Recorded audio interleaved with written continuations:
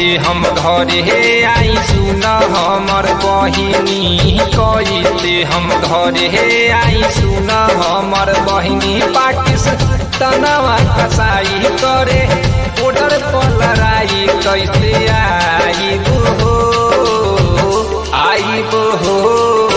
जल्दी से घरे आवा फौजी हमर भैया, जल्दी से।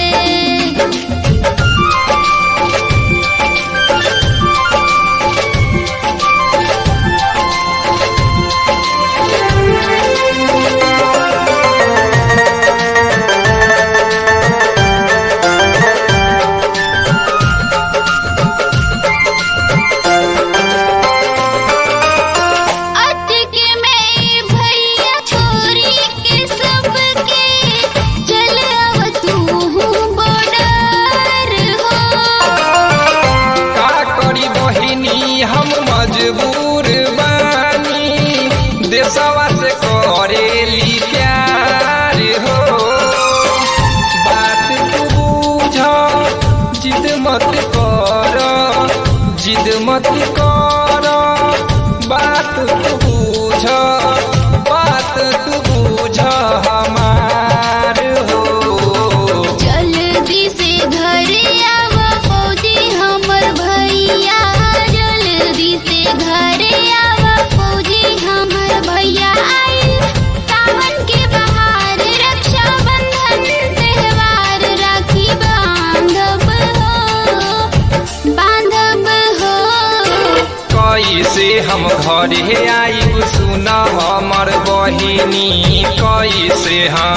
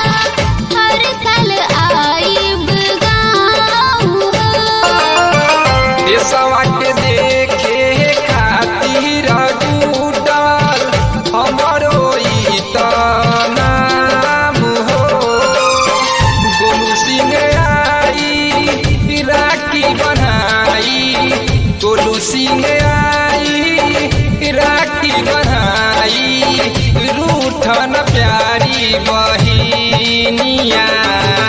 जल्दी से घरे आवा फौजी हमर भैया, जल्दी से घरे आवा फौजी हमर भैया। आई सावन के बहार, रक्षा बंधन त्योहार, राखी बांधब हो। कैसे हम घरे आई सुन हमर बहनी, कैसे हम